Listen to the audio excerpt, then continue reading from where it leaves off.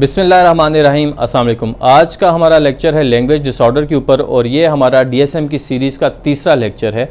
अगर आप डीएसएम में न्यूरो डेवलपमेंटल डिसऑर्डर की कैटेगरी खोलें तो वहाँ पे आपको एक डिसऑर्डर नज़र आएगा दूसरे नंबर पे, वो है कम्युनिकेशन डिसऑर्डर। कम्युनिकेशन डिसऑर्डर अपने नाम से ही ज़ाहिर है कि जब भी किसी बच्चे को कम्युनिकेट करने में, बात करने में कोई ना कोई मसला आ रहा हो तो वो आप इस डिसऑर्डर में देख सकते हैं। सादा ज़बान में मैं आपको बता रहा हूँ। अब इस डिसऑर्डर में जो सबसे पहला डिसऑर्डर उन्होंने लिखा हुआ है वो है लैंग्वेज डिसऑर्डर। आज हम लैंग्वेज डिसऑर्डर में क्या कुछ सीखेंगे, मैं आपके साथ एक केस शेयर करूंगा जो मेरी ऑब्जर्वेशन से गुजरा और उसी केस के ज़रिए मैं आपको समझाने की कोशिश करूंगा कि ये डिसऑर्डर है क्या, डायग्नोस्टिक क्राइटेरिया क्या है, क्या सिम्टम्स आपको देखने चाहिए अगर इस किस्म का क्लाइंट आपके पास आ जाए, इसको डिफ्रेंशिएट कैसे करेंगे हम बाकी डिसऑर्डर्स के साथ, कोमॉर्बिड कौन कौन से डिसऑर्डर्स हो सकते हैं, और लास्ट में ट्रीटमेंट प्लान कि इसका ट्रीटमेंट प्लान आपने कैसे बनाना है। तो स्टार्ट करते हैं, केस शेयर करता हूँ आपके साथ। मैं एक स्कूल में ऑब्जर्वेशन पे था क्योंकि मेरा ज़्यादातर काम स्कूल्स के साथ होता है। तो एक बच्ची मेरी ऑब्जर्वेशन से गुजरी तो मुझे लगा कोई प्रॉब्लम है, तो मैंने उसके पेरेंट्स को बुला लिया। तो जब मेरी पेरेंट्स से बात हुई तो मुझे पता चला कि इसके कम्युनिकेशन में प्रॉब्लम है, इसकी लैंग्वेज अभी तक प्रॉपर्ली डेवलप नहीं हुई, ये सारी बात एक्सप्लेन नहीं कर सकती, बोल नहीं पाती ठीक से, और बहुत सिलेक्टिव वर्ड्स होते हैं इसके।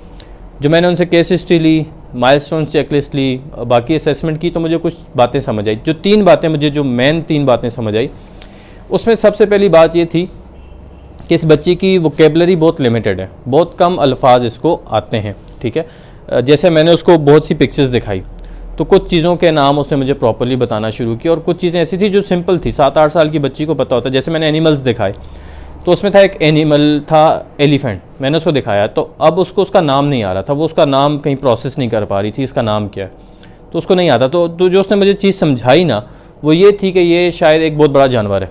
ठीक है, इस तरह बहुत सी चीज़ों के नाम उसको नहीं आते थे। अच्छा, उसको ना एक वर्ड्स भी थोड़े थोड़े रिपीट कर देती थी, जैसे कोई बात करी, ये क्या है, मैं पूछता ये क्या, वो कहती अच्छा ये क्या है, ये जानवर है। ठीक है, इस तरह रिपीट भी कुछ वर्ड्स कर लेती थी। अच्छा, दूसरी चीज़ जो मुझे समझ आई कि वो कंप्लीट सेंटेंस बनाने में उसको ना कहीं प्रॉब्लम आती थी। जैसे मैंने अगर उससे कुछ पूछा कि आपकी क्लास में कौन कौन है, आपकी टीचर कौन है, आपका क्लास फेलो कौन है, तो समझता है मेरी क्लास टीचर का नाम फिर ये है, फिर उसने जंप किया कि मेरा वो जो क्लास फेलो है उसका नाम ये है। ठीक है, मतलब वो एक सेंटेंस में, एक फ़्लो में वो फ्लुएंटली नहीं बोल पा रही थी। अच्छा, तीसरी चीज़ जो मैंने उसमें देखी कि वो नरेशन नहीं बना पाती। नरेशन बोलते हैं कि लार्जर इवेंट्स जो होते हैं ना, जो ज़्यादा लंबी बातें होती हैं, उनको सीक्वेंस में बताना। अब जैसे अगर इसने मुझे बताया कि कल हम शादी पे गए थे और मैं स्कूल से छुट्टी लेकर आई थी। ठीक है, मेरे बाबा ने स्कूल से छुट्टी ली, फिर हम शादी पे गए और फिर हमने कोई आइसक्रीम खाई। अब ये 3 सीरीज़ में आ रही हैं बातें। तो उसने मुझे ऐसे बताया कि हमने आइसक्रीम खाई, शादी में गए थे, बाबा स्कूल छुट्टी लेके आ गए थे। ठीक है, तो वो एक सीक्वेंस में नहीं बता पाई थी। जैसे मैंने ये पूछा था कि आपने कल क्या किया, शादी में गए थे तो शादी में क्या हुआ, तो उसने बात शुरू की थी आइसक्रीम से, फिर शादी या फिर स्कूल या फिर शादी, इस तरह मिक्स, कोई सीक्वेंस नहीं था उसकी बातों में। तो मैंने जब ये चीज़ें नोट करना शुरू की, उसकी वोकैबुलरी, फोनिक्स चेक किए, ठीक है, और उसकी जो बाकी की ग्रामेटिकल एरर्स आते हैं इसके अंदर, जो मैं आगे सिम्टम्स में बताऊंगा, वो चेक किए, तो मुझे डाउट हुआ कि ये लैंग्वेज डिसऑर्डर में जा रही है। तो मैंने क्या किया, मैंने डीएसएम का जब लैंग्वेज डिसऑर्डर का डायग्नोस्टिक क्राइटेरिया खोला तो मुझे वहाँ पे 4 सिम्टम्स नज़र आए। 4 सिम्टम्स। पहला सिम्टम ये था कि बच्चे को जो है लैंग्वेज को समझने में और उसको यूज़ करने में प्रॉब्लम आता हो, तो वो इसको आ रहा था। इसको लैंग्वेज प्रॉपर्ली, साइंस, सिंबल्स और ये स्पोकन समझ भी नहीं आ रहा था और उसको यूज़ भी नहीं कर पा रही थी प्रॉपर्ली, अप्रोप्रिएट यूज़ नहीं कर पा रही थी। क्यों नहीं यूज़ कर पा रही होते ये बच्चे? क्योंकि एक तो वोकेबलरी बहुत लिमिटेड होती है, सेंटेंस कंप्लीट नहीं कर पाते और लार्जर इवेंट को सीक्वेंस में नहीं बता पा रहे होते। तो इस वजह से उसके स्पोकन में, उसकी साइन लैंग्वेज में बहुत ज़्यादा डिफ़िकल्टी आ रही थी। दूसरा सिम्टम होता है कि अपनी एज से, उसकी एज के बराबर के जो लोग हैं जो डायग्नोस्टिक क्राइटेरिया में, कि अपनी एज के अकॉर्डिंग ना हो वो चीज़। मतलब अब 7-8 साल का बच्चा नॉर्मली बात कर सकता है, इतनी सब बातें सीक्वेंस में भी बता सकता है, वोकेबलरी भी थोड़ी ज़्यादा होती है, तो इसकी वो एज के साथ मैच नहीं कर रही थी और इसका असर होता है कम्युनिकेशन के ऊपर, परफॉर्मेंस के ऊपर, पार्टिसिपेशन के ऊपर, और वो प्रॉपर्ली हो रहा था। वो इवेंट्स में पार्टिसिपेट नहीं करती थी, वो लोगों से कम्युनिकेट करने से हेजिटेट करती थी। ठीक है, और उसकी परफॉर्मेंस भी काफ़ी डाउन जा रही थी। तीसरा सिम्टम अगर आप डायग्नोस्टिक क्राइटेरिया में देखेंगे तो वो ये है कि उसका एज ऑनसेट जो है वो अर्ली चाइल्डहुड हो, तो वो बिल्कुल प्रॉपरली हमने 7 साल की 8 साल की उम्र में डायग्नोज कर दिया था, तो ये अर्ली डेवलपमेंट ही आती है। मैंने आपको कहा था न्यूरो डेवलपमेंटल बचपन में आप डायग्नोज करते हैं, अर्ली स्कूलिंग में ज़्यादातर होता है। और चौथा उसमें सिम्टम आता है कि कोई मेडिकल रीज़न ना हो, तो वो मैंने मेडिकल एवेल्यूएशन के लिए भेज दी थी, हेयरिंग इम्पेयरमेंट देखने के लिए, और कुछ और टेस्ट वगैरह कराए थे जो मैं आपको ट्रीटमेंट प्लान में बताऊंगा, तो वो क्लियर आए थे। तो इसलिए हमने उसको यहाँ पे पॉसिबल डायग्नोसिस, हमने टेंटेटिव डायग्नोसिस कहते हैं या टेंडेंसी कहते हैं कि इस डायग्नोसिस की टेंडेंसी थी। अब ये जब मैंने देखा तो मैंने उसको इनिशियल असेसमेंट करने के बाद, डायग्नोसिस देने के बाद रेफ़र कर दिया था स्पीच थेरेपिस्ट को, और साथ में मेडिकल एवेल्यूएशन के लिए भेज दिया था। अब आ जाते हैं साइंस एंड सिम्टम्स के ऊपर कि अगर आपके पास ऐसा बच्चा है तो कौन से सिम्टम्स आपने देखने हैं ताकि आप इसको इजीली डायग्नोज कर सकें। 10 सिम्टम्स मैं आपके साथ शेयर करूंगा। सबसे पहला ये कि अगर आप बच्चे से बात करें तो उसको समझने में मसला हो, ठीक है, आप इंस्ट्रक्शंस दें तो वो उसको फॉलो करने में उसको प्रोसेस ना कर पाएँ, और कम्प्लेक्स वर्ड्स तो उसके लिए ऑलरेडी प्रॉब्लम करें, कम्प्लेक्स सेंटेंसेज, लार्ज सेंटेंसेज उसको समझने में प्रॉब्लम हो। दूसरा, उसके पास लिमिटेड वोकेबलरी हो, उसको अपने आइडियाज़, अपनी थॉट्स, अपनी इन्फॉर्मेशन आपको वर्बली एक्सप्लेन करने में ना प्रॉब्लम आ रही हो ड्यू टू लिमिटेड वोकेबलरी, कम अल्फाज उसके पास होने की वजह से।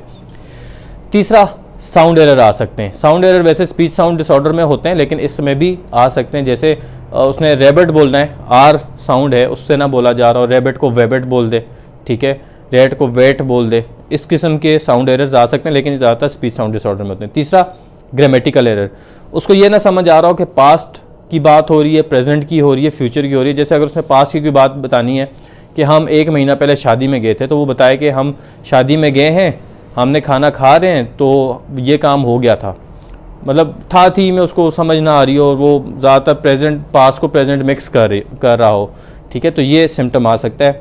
नरेशन में आपको बता चुका कि जब लार्जर इवेंट हैं उसको सीक्वेंस में बताने में, उसको ऑर्गेनाइज करके बताने में प्रॉब्लम आ रही हो, या लार्जर इन्फॉर्मेशन को ऑर्गेनाइज करके बताने में प्रॉब्लम आ रही हो, तो भी ये एक साइन और सिम्टम है।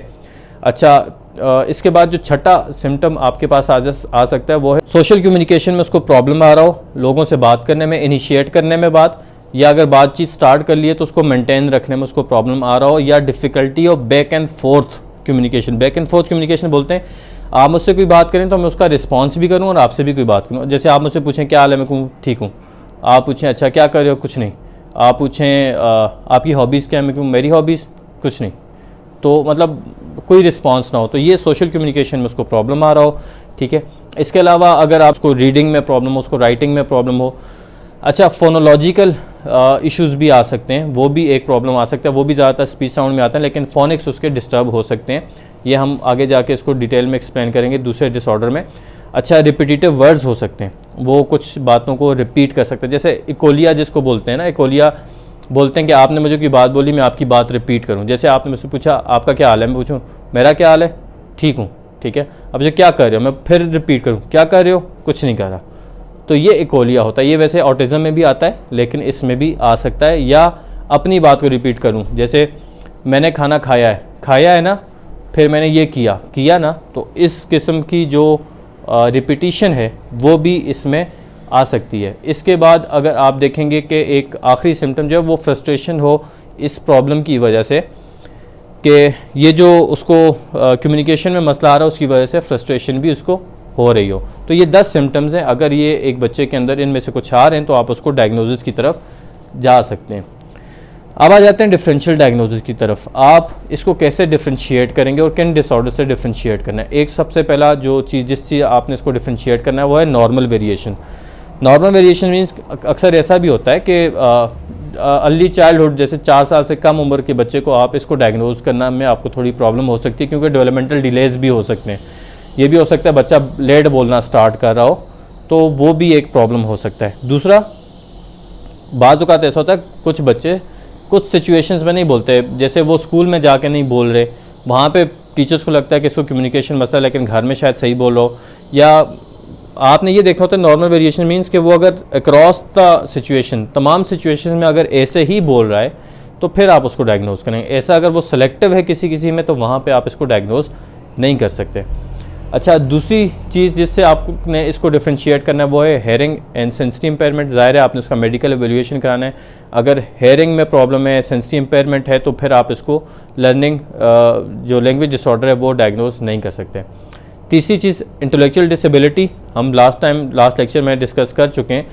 इंटेलेक्चुअल डिसेबिलिटी में भी एक लैंग्वेज डिले होता है, वहाँ पे भी लैंग्वेज प्रॉब्लम होता है, लेकिन वहाँ पे जो ज़्यादा प्रॉब्लम होता है लैंग्वेज इंटेलेक्चुअल डिसेबिलिटी में, वहाँ पे इंटेलेक्चुअल डेफिसिट होता है। लैंग्वेज डिसऑर्डर में वो डेफिसिट नहीं होता, वहाँ पे अडॉप्टिव जो है ना डेली लाइफ की स्किल्स में डेफिसिट होता है, वो हाथ धोना, कपड़े पहनना, वहाँ पे वो प्रॉब्लम होता है।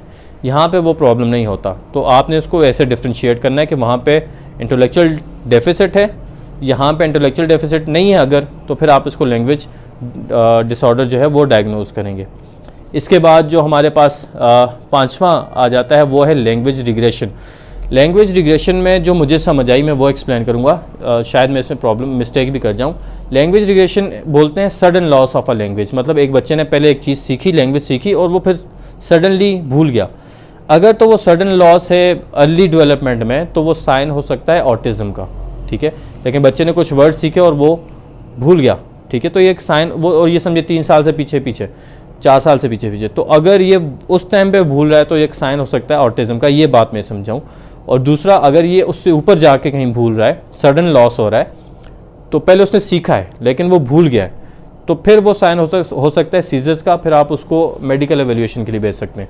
लेकिन अगर ऐसा नहीं है कि वो सीखा और फिर भूला है, उसने इतना ही सीखा था और इतना ही उसको आता है, तो फिर ये लैंग्वेज डिसऑर्डर है। लेकिन अगर उसने सीख के भूल गया है, तो फिर उन 2 डिसऑर्डर्स में आप इसको डायग्नोस कर सकते हैं। अब आ जाता हूँ कोमॉर्बिडिटी के ऊपर। कोमॉर्बिडिटी कौन कौन से डिसऑर्डर्स के साथ कोमॉर्बिड हो सकते हैं, जैसे न्यूरो डेवलपमेंटल डिसऑर्डर्स हैं, लर्निंग डिसेबिलिटी है, ADHD है, ऑटिज़म है, और सोशल कम्युनिकेशन डिसऑर्डर्स, वो इसके साथ कोमॉर्बिड हो सकते हैं।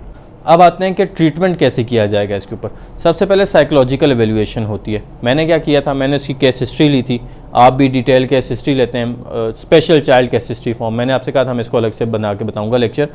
दूसरा है माइलस्टोन चेकलिस्ट, वो भी आप चेक करते हैं, ठीक है। और इनिशियल सिम्टम चेकलिस्ट आप अप्लाई करते हैं, उसको सारा थोड़ा उस एक्टिविटीज़ के थ्रू असेसमेंट करते हैं कि इसकी जो लैंग्वेज है वो कितनी डेवलप हुई हुई है। वो करने के बाद आप इसको इनिशियल डायग्नोसिस दे देते हैं, और उसके बाद जो इंपॉर्टेंट स्टेप है, आप इसकी मेडिकल एवेल्यूएशन के लिए भेज देते हैं कि इसको मेडिकल चेकअप करें, ठीक है, प्रॉपरली। और दूसरा, आप इसको स्पीच थेरेपिस्ट को रेफ़र कर देते हैं, ठीक है। स्पीच थेरेपिस्ट, इसका ट्रीटमेंट सारा स्पीच थेरेपिस्ट करता है, साइकोलॉजिस्ट को नहीं करना चाहिए, क्योंकि उनको प्रॉपरली इंटरवेंशंस आती हैं। अब स्पीच थेरेपिस्ट क्या क्या करता है, कुछ टेस्ट अप्लाई कर सकता है, कुछ स्केल्स अप्लाई कर सकता है, कुछ थेरेपीज अप्लाई कर सकता है।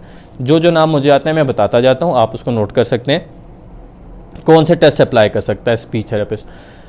अच्छा, स्पीच थेरेपिस्ट जो सबसे पहला टेस्ट अप्लाई कर सकता है वो है child evaluation of language fundamental, CELF इसको बोलते हैं, child evaluation of language fundamentals, वो अप्लाई कर सकता है। दूसरा टेस्ट अगर जो वो अप्लाई कर सकता है वो है Peabody picture vocabulary, Peabody picture vocabulary, वो अप्लाई कर सकता है। तीसरा टेस्ट अप्लाई कर सकता है expressive vocabulary test, expressive vocabulary test वो अप्लाई कर सकता है। ये 3 टेस्ट जो नाम मुझे आते हैं मैंने आपके साथ शेयर किए हैं। स्केल्स जो स्पीच थेरेपिस्ट इनके ऊपर अप्लाई कर सकते हैं उनमें है प्री स्कूल लैंग्वेज, ठीक है, प्री स्कूल लैंग्वेज स्केल है, वो अप्लाई कर सकता है। दूसरा है रिसेप्टिव एक्सप्रेसिव एंगेजमेंट टेस्ट, ये अप्लाई किया जा सकता है। तीसरा pragmatic language skills children communication checklist apply की जा सकती है। गोल्डमैन फ्रेस्टो टेस्ट ऑफ आर्टिकुलेशन जा सकता है। फोनोलॉजिकल अवेयरनेस का स्केल उसके ऊपर अप्लाई किया जा सकता है। थेरेपीज़ की अगर ये करने के बाद ज़ाहिर उसकी एवेल्यूएशन अच्छी खासी आ जाती है, और उसके बाद थेरेपीज़ अप्लाई की जा सकती हैं, जैसे स्पीच लैंग्वेज थेरेपी अप्लाई की जा सकती है, स्ट्रक्चर लैंग्वेज थेरेपी उसके ऊपर अप्लाई की जा सकती है, सोशल कम्युनिकेशन इंटरवेंशंस की जा सकती हैं, सोशल स्किल्स लर्निंग करवाई जा सकती है, इन्वायरमेंटल मॉडिफिकेशन करवाई जा सकती हैं। इसके अलावा उसकी फैमिली काउंसलिंग प्रॉपर्ली की जा सकती है, ताकि फैमिली को सिखाया जा सके कि आप इस बच्चे को कैसे लेके चलेंगे। अच्छा, इसके अलावा एक इंटरवेंशन है आर्गुमेंटेटिव एंड आर्टिकुलेशन कम्युनिकेशन, ये बच्चे को सिखाया जा सकता है। नरेटिव बिल्डिंग या नरेशन लर्निंग कराई जा सकती है बच्चे को। वोकेबलरी इंक्रीज़ कराई जाती है इसके अंदर, तो एक मतलब होलिस्टिक अप्रोच है। मेडिकल एवेल्यूएशन बहुत इंपॉर्टेंट है, उसमें आप क्या करवा सकते हैं, हेयरिंग एंड विजुअल इम्पेयरमेंट आप चेक करवाएं उसकी लाजमी, ठीक है। आप उसकी न्यूरोलॉजिकल एवेल्यूएशन करवाएं। इसके अलावा उसका ब्लड टेस्ट वगैरह मेडिकल स्पेशलिस्ट को रेफ़र करते हैं, उनको ये बताएं कि ये सब चीज़ें आप चेक करें, ब्लड टेस्ट वगैरह करवाएं, ठीक है। इसके अलावा अगर आप उसमें जो चीज़ करवा सकते हैं वो है brain imaging, MRI CT scan वगैरह आप करवा सकते हैं, ठीक है। साथ में थायराइड का जो एक फंक्शन टेस्ट होता है वो भी आप करवा सकते हैं। तो एक होलिस्टिक अप्रोच अगर आप लेके चलेंगे तो क्लाइंट को डील करना, मतलब बच्चे के अंदर इम्प्रूवमेंट के चांसेस ज़्यादा बढ़ जाते हैं। जब आप मेडिकल साइड को भी लेके चलते हैं, स्पीच थेरेपिस्ट को भी खुद भी चलते हैं, आप जो हैं as a psychologist initial assessment करके डायग्नोसिस दे के फैमिली काउंसलिंग ज़रूर कर सकते हैं। आप बच्चे को ज़्यादा डील मत करें। अगर आप स्पीच थेरेपिस्ट नहीं हैं, आप स्पीच थेरेपिस्ट को रेफ़र कर दें, वो डील करें, साथ में मेडिकल एवेल्यूएशन हो, तो इस तरह उसके अंदर इम्प्रूवमेंट के चांसेस ज़्यादा बढ़ जाएंगे। ये था आज का लेक्चर। आई होप मैंने इसको प्रॉपर्ली एक्सप्लेन किया हो आपको। अपने सजेशन से और फीडबैक से ज़रूर हमें बताएं, कमेंट्स में बताएं, आप सोशल मीडिया पे बताएं, जो आपके पास सामने स्क्रीन पे आ रहे हैं कॉन्टैक्ट्स, इस पे कांटेक्ट करके बताएं। और जो भी आपके सवाल हो आप इसमें पूछ सकते हैं। इंशाल्लाह आपसे नेक्स्ट लेक्चर में मुलाकात होगी। तब तक अल्लाह हाफ़िज़।